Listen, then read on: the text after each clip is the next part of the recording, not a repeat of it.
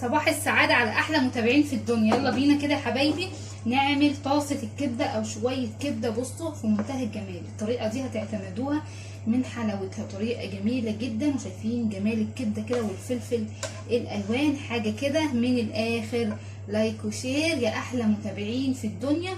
ويلا بينا كده نشوف وصفة الكبدة الجميلة دي.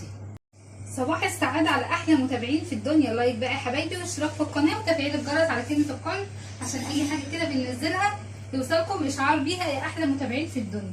يلا بينا كده يا حبايبي نعمل كده شوية كبدة بطريقة هتعتمدوها، طريقة بسيطة جدا وسهلة ما بغيرهاش لأن الطريقة ناجحة معايا. عندي طاسة كده سخنة على النار، نزلت بيها كده بشوية من الزيت.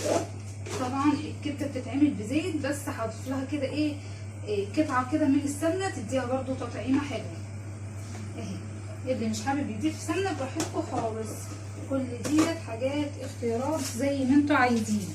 السمنه كده هي بتسيح معايا مع الزيت او بيسخنوا، لازم كده نسخنهم جامد. نعمل كده بقى شويه كبده، لو عايزين بقى ناكلهم بعيش بمكرونه، جنبيهم بقى شويه بطاطس محمره، طبق مخلل، ويبقى عملنا احلى غدا. عفوا، عايزه كده الطاسه كده او الصينيه اللي معايا تسخن معايا جامد.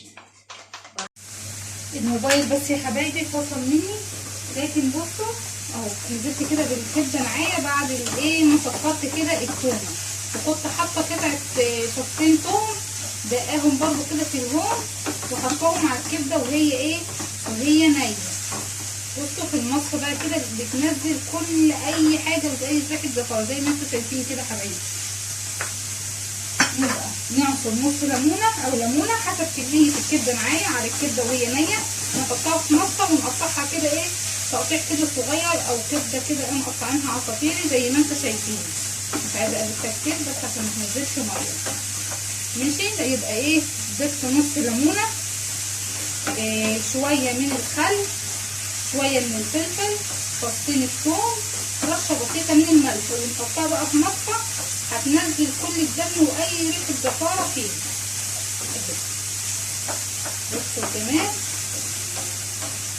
يلا بينا بقى كده اتشوحت معانا اهي، يعني الكبده ما بتاخدش يعني دقايق او ثواني على النار اهي. شايفين تشوح معانا بتاخد الصدمه اهي يا حبايبي. وهنا طبعا مقطعه الفلفل، بصوا اهو، هننزل بيه برضو كده على الكبده.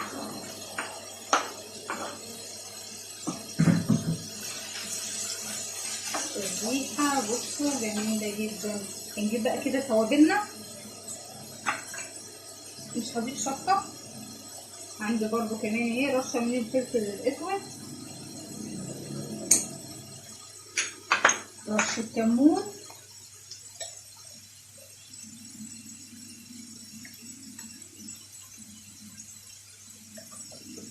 عندنا كمان نضيف كده رشه برضو من الكزبره، من الكزبره اهي.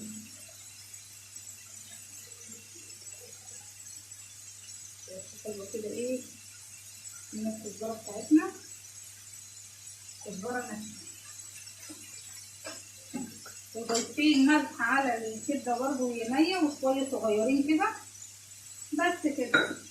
طبق الكبده اهو ما خدش ثواني ما خدش دقايق، اكله بصوا سريعه زي ما قلت لكم. لو حابين بقى السندوتشات الله على الجمال مع العيش الفينو، حاجه كده من الآخر. بصوا كمان عايزه اوريكم كده نشوف كده قطعه كده من الكبده، عايزه كده قطعه طويله نشوفها. شايفين بتتعمل بكل سهوله. بصوا ثبتت كده الكبده هي ثبتت معانا. هنحمر بقى كده جنبيها طبق بطاطس وبألف حاجه.